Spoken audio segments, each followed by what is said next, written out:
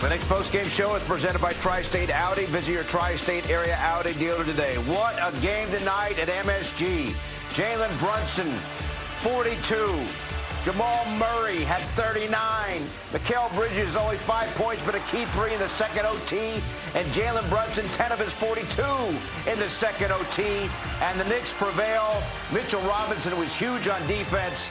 And the Knicks beat Denver tonight, 134 to 127. The Knicks winning streak now 8 wins in a row. Wow, what a game. Bill Pidto along with Alan Hahn. We positioned this in the pregame. You got 2 All-Stars on Denver, Jamal Murray and Nikola Jokic. Murray 39, Jokic didn't shoot well, but did have a triple-double with 30 points. On the Knicks side, you got a double-double, 20 points for Cat, but it was Jalen Brunson, the star, that had the brightest shine tonight. You know what we saw a one star in Jamal Murray try to take the stage over in the first quarter. At a 20-point quarter, he was feeling it. People on that side of the bench were talking about a 50-point night for him, 50 at the Garden. You know how opponents like to come in here and take the stage. Jalen Brunson said, no, this is my stage. And he made sure that he had the last laugh on his stage. Biggest lead for either team all the way through this entire night was 9 points. That's how close it was. It was a great game. We said it at halftime. The first half was a great, just a back and forth, 2 really good teams going at it, testing each other's defense, benches coming in, making contributions from, whether it's Landry Shamet, Tim Hardaway Jr. It was a well-played, complete game. I don't know about the officiating, but the game was played very well. Shamet had 16. Tim Hardaway Jr. 19. Let's take everyone through the crazy sequences, the final 12 minutes of regulation, and then starting the third quarter actually here. All the way back in the third quarter. Was that yesterday? Yeah, Jalen Brunson had a fantastic He had 15 in the third. Yes, and, the Knicks didn't get off to a good start. They've had great third quarters, but Denver got an early lead in the third quarter, and then Jalen Brunson started taking over, started percolating, as Clyde would say, and the Knicks went on a run, and they took control, had the lead going into the fourth. All right, fourth quarter, Nikola Jokic is just, you watch him, you say, how does he do all the things that he does, but he's phenomenal. Again, only 1 for 13 from 3, but had a 30-point triple-double. Jamal Murray was, in many ways, unstoppable. He had 20 of Denver's first 24 points tonight and finished with a 39. And then he got Brunson. How about that for the footwork? The blender, as Wally would say. What you saw was the attrition as the game went on. While both teams were battling, Karl-Anthony Towns with a 20-point double-double, and he was phenomenal, and he got 6 stitches also early in the game. But what you saw was the difference. Both teams played last night, right? But, Bill, here's the difference. One team played a knockdown drag-out in Detroit. Another team was in a 30-point blowout. And you saw the attrition in the overtime period start to affect Jokic and Murray. Murray forced the first overtime with that 2. And then in the first OT, he hits that 3. He's an all-star for the first time, and he played like one tonight. You have the work by Cat on the boards. He had 24 points and 12 rebounds before he fouled out. And then Brunson here. How about Landry Shamet? Yeah, big shots. Last 3 games, he's got 16, 14, and 23. That was a huge 3 there. And then you got Jokic down low. And then the second overtime is coming up here shortly. Brunson, that was a key bucket to tie it up. And that's Jalen Brunson recognizing, again, a teammate. That's a mismatch. He took advantage of it. This is what I don't understand. Steve Javie, the great referee, says you putting air in the whistle. Why put air in the whistle there? What, do you don't think Bridges committed a foul? It's not. That's not the point. Shouldn't have been called. Just let it go. If the game's over, what was he going to do if he got the ball? He was falling down. All right, Nothing was going to happen there. That led to 2 free throws that forced a second overtime. Right. And then we're in the second OT here for Jamal Murray. And credit Brown for making the free throws. Those were tough free throws in front of this crowd. So it goes to the second overtime, and Brunson took over. Yeah, and again, Jalen looked like he had more energy than Murray did at that point. And again, it was closing time for Jalen Brunson, and that's what you like. The star players, when they play in this building, they want to take over when they come in. And you have to have a star as big to say no. Carmelo Anthony used to do it. Patrick Ewing used to do it. Jalen Brunson now is doing it to make sure that opponents don't take over this building. Give Bridges credit. Only had 5 points, but that 3 in the second OT helped seal the win. Yeah. Wally Szczerbiak helped call the game on the radio on ESPN New York. All right, Wally. Not a bad night to be calling the game, huh? What a game. Two Titans, one in the East, one in the West, going at it in double overtime, shot for shot. Incredible point guards that I love watching play the game of basketball. Just so clutch, those two guys. Knicks did a great job on Nikola Jokic, 1 for 13 from the three-point line. That's a guy that shoots 45% from three. Yep. And Alan, I'm sorry, I heard what you said. The refs have to make that call. You're the one that pulls up the L2Ms all the time. Bridges cross-body blocked him with time left on in the game. I mean, that's not a smart play by Mikal Bridges. And the refs, you cannot blame them for making that call. They have to make that call. They got the call right. Big-time free throws by Brown, and Bridges came back and made a huge three that he needed to make to seal this game in the double overtime. I give him a lot of credit for forgetting about the play that he made to allow this game to get to a double overtime and making a big shot along with Jalen Brunson in that second overtime. But that has to be made, that call. That was the right call. It was a foul, and there was still time left on the clock. Yeah, let me be clear. Obviously, textbook-wise and all that stuff, right? But to me, again, like, I don't know what he's doing there if he does exactly. Like, Bridges, I don't know what he's thinking, what he's doing. Not a smart play. Well, he's trying to tie him up. Like, trying to tie him up. Time score situation. When that ball's in the air, there's going to be no rebound. So you cannot be committing a foul. That is a big-time learning moment for a veteran on this team. Knicks got away with the victory in this one, but that game should have been over in the first overtime. Yes. All right, guys, let's take a look at our thrilling moment brought to you by FanDuel Casino.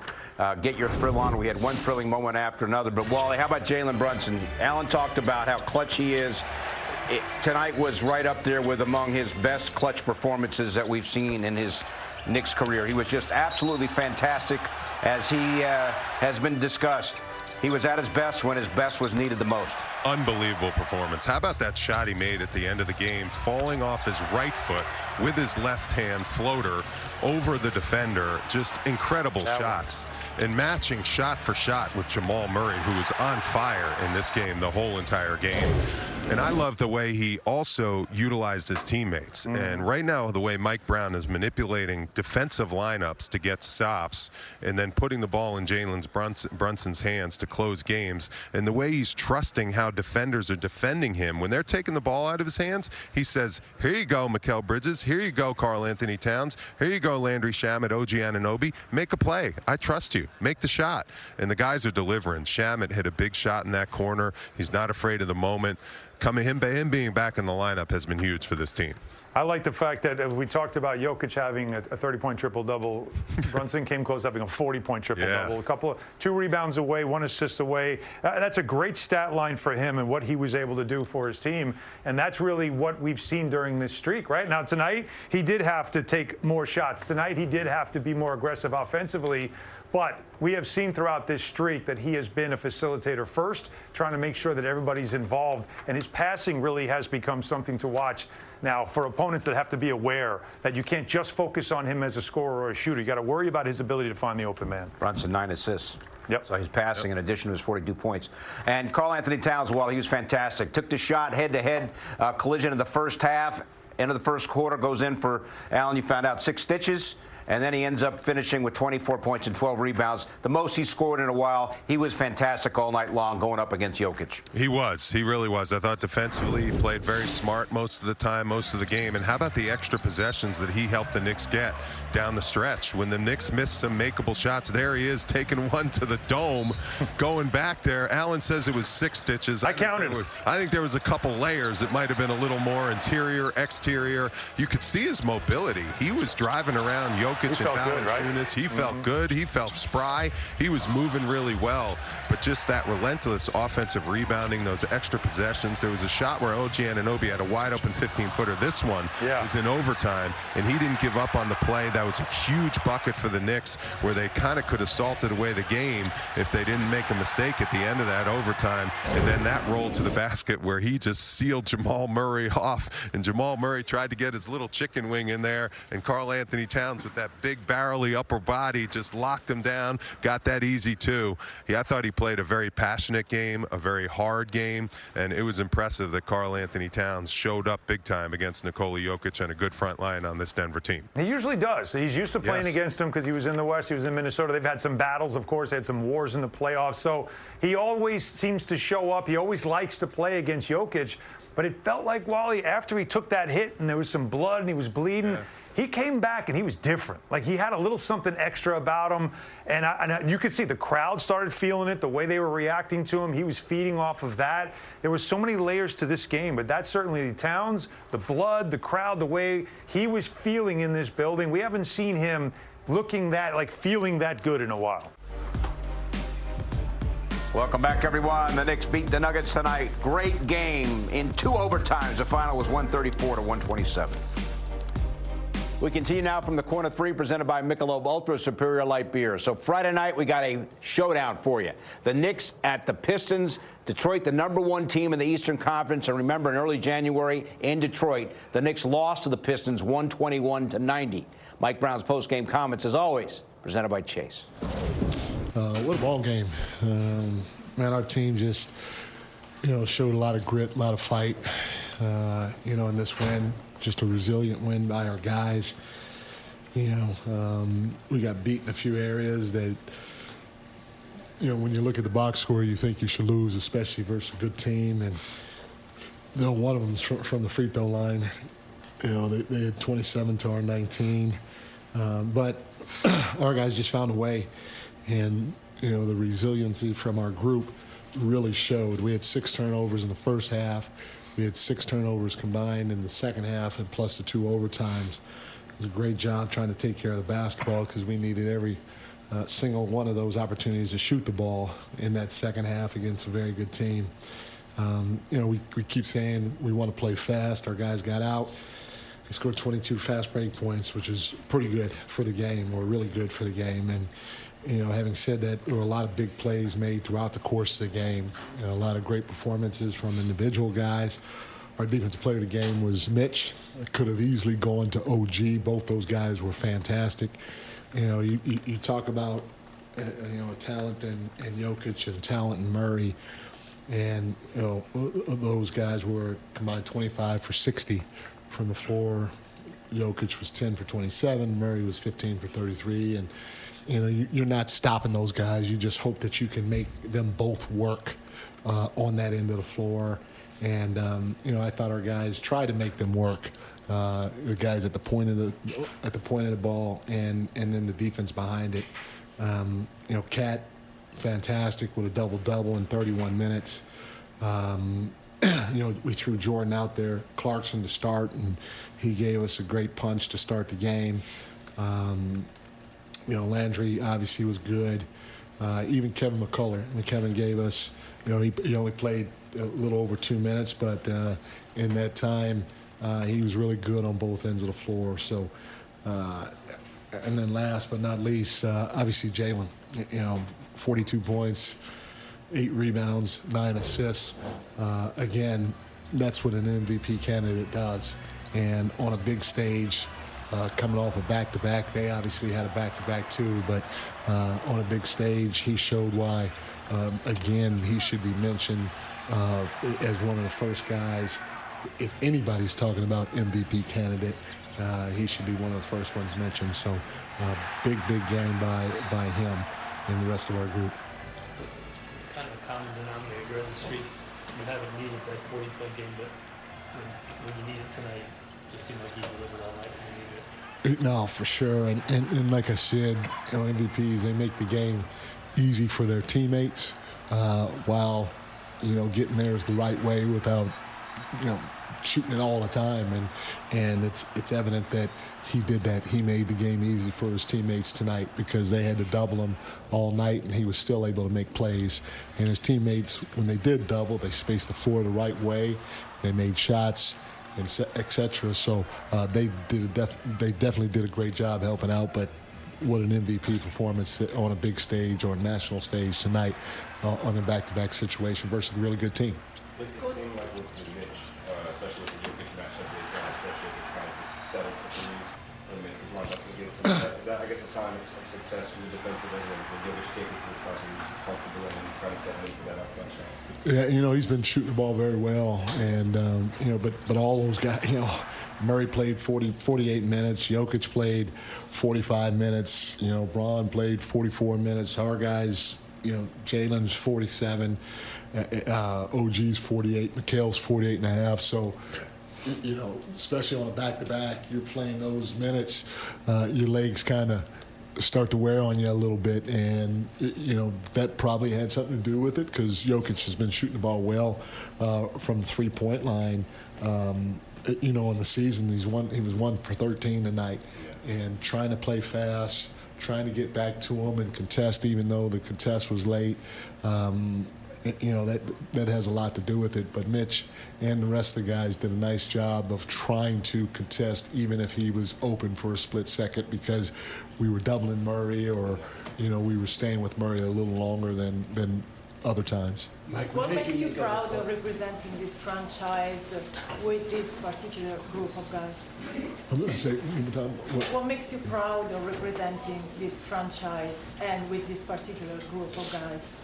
Well, obviously the Knicks, they're a historic organization, and MSG is iconic, and now you factor in, obviously the fans, they're very knowledgeable too, but you factor in the group of guys in that locker room and their character, their work ethic, their connectivity, the way they sacrifice for one another, competitive spirit, all the things that we talk about when it comes to our standard. And, I feel fortunate, blessed, lucky, however you want to call it, to be a part of that group, because they're a fun group of guys to be around on a daily basis. Coach, Mike, David Adams. What do you think of the call late in the first overtime? On Mikhail. I didn't see it, so it's a little tough for me to comment on it. But I think Mikhail was boxing out, and they obviously went back and reviewed it and saw that it was done, before the buzzer went off, and so I just got to roll with it, just because I haven't seen it yet. Coach. Bridges a foul. Christian Brown hit a couple free throws to force the second OT, but Mitchell Robinson and the Knicks prevail in 2 overtimes, 134-127. We're talking Robinson next.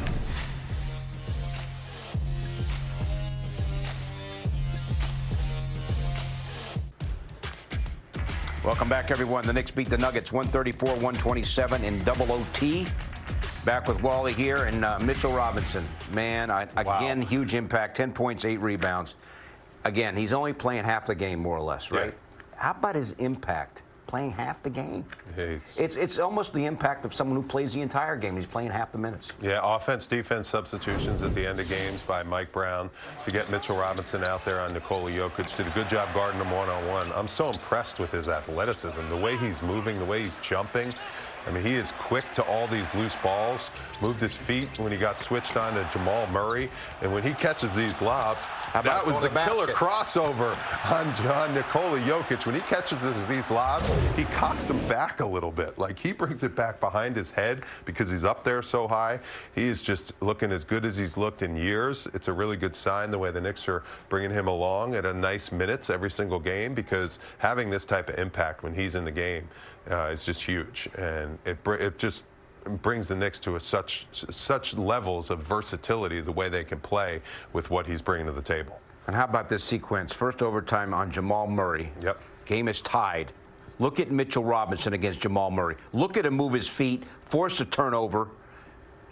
Terrible shot because of Robinson's defense. How about that? Look at the way he moves his feet. I like the white shoes, too. Makes him look faster, makes him look quicker, matches the uniform. Look at the posture. Look at the getting low. And to get down there, to knock it out of his hands, an elite point guard like that, that's just outstanding defense, and good job moving his feet. And that's why he's so good in the pick and roll, because he gets wide and he can move his feet laterally so well. There's also a sequence where he blocked Jokic's three. I know.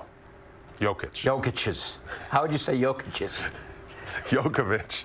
We're not talking tennis. We're not talking forehands, backhands. We're talking Jokic three. Plural is a problem. Yeah. Whatever. Apostrophe S, whatever. You know what I'm talking about. Robinson was fantastic.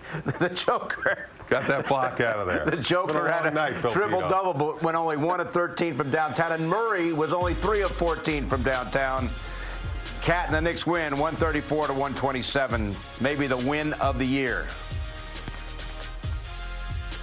The Knicks postgame show is presented by Audi. Visit your Tri-State Audi dealer today.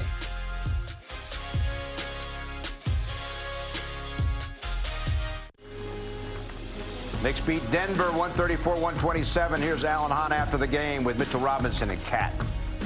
No. In front of Mitch, talk about the impact that he had on this game.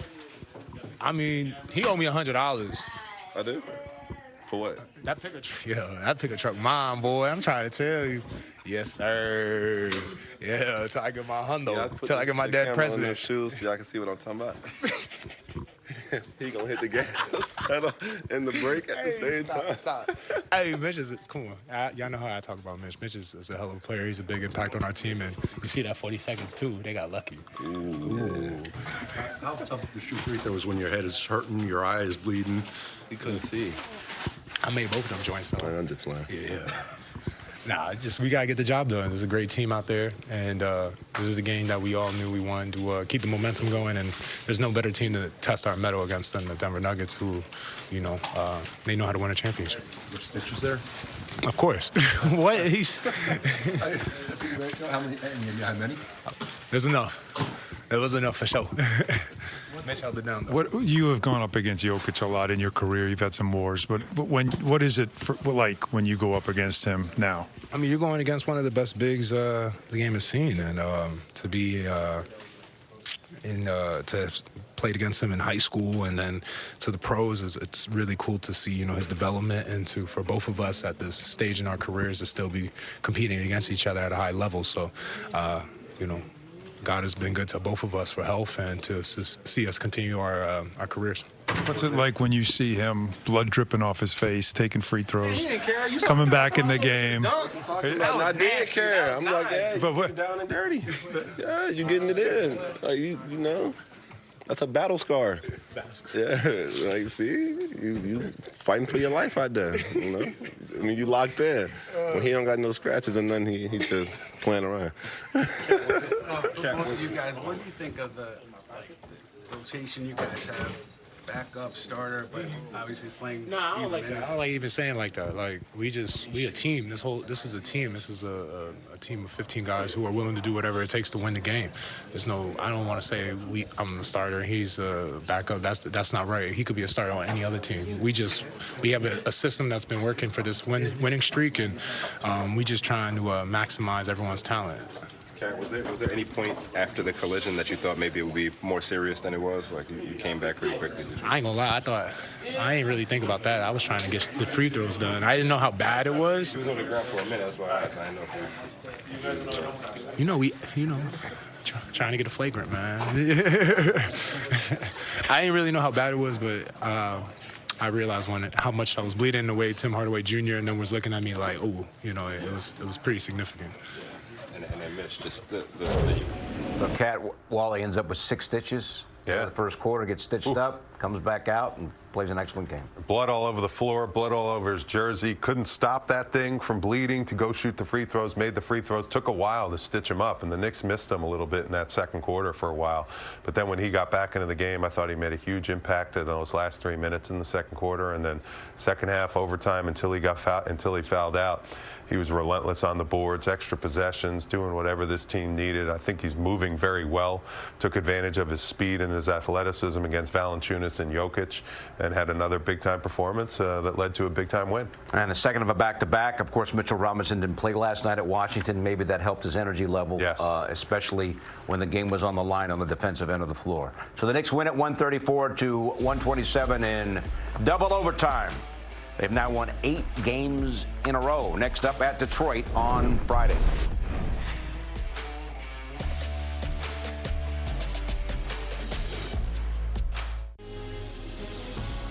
Ten of Jalen Brunson's 42 come in the second overtime. Knicks beat the Nuggets. Here's Jalen after the game with Alan Hahn. It means the world to me. I don't take it for granted at all. It's something that it's a privilege, and I'm very thankful I get to wake up and do this every single day. It's truly an honor. What enabled you to finally pull away in that second overtime and win the game? Just stops and running late, and obviously making some free throws, making some shots towards the end, but Start with our defense for sure. Speaking of defense, Jalen, Mitch on Jokic, particularly down the stretches, what did you see from him? And like he started to get the best of that matchup late. Yeah, Mitch played great. When you're playing against a player like him, you gotta. Everyone's antenna has to be up. And so the way Mitch played was fantastic. It's hard to play a player like that, and so just you guys give Mitch credit the way he played. When you see Cat blood dripping off his face, makes free throws, then he comes back, the crowd starts to really get into it. He seemed to have a different energy about him after that. Did you notice that? Yeah, he was came back with a vengeance and played great and played tough. This is exactly what we need, and he didn't let any of that get to him. He just came back and played as hard as he could and contributed and really helped. 8 straight wins now after a rough stretch for the team. What's turned around the last couple of weeks? Our defense, our communication, just sticking together through the ups and downs of the season. For you guys, I think during the first 7 wins, you've been averaging like 25 point a game wins. To have a game like this, double overtime, first overtime game of the year, against a team like that, is that a test that can help you? Yes. How? What was that? Sorry. When you have the ball in the corner and Jamal Murray's on you, I'm talking about the play where you have the cross. Is that ball in the moment? Like, do you know beforehand this is a move I can go to because of where I am on the floor? Just playing off instinct and reaction. I jabbed him away, he cut me off, and I just counted to go the other way, and that's all it was. End of regulation, it looked like, correct me if I'm wrong, it looked like you waved off Mike from calling timeout. You wanted to go up against the defense. What are you seeing in that situation that makes you like, you know, I want to go against this defense move instead of calling timeout? There would have been an opportunity for them to set up a defense, and I felt comfortable, I felt confident, just missed a shot. Another example of why he is known as Captain Clutch. Knicks win at 134-127. They've now won 8 games in a row.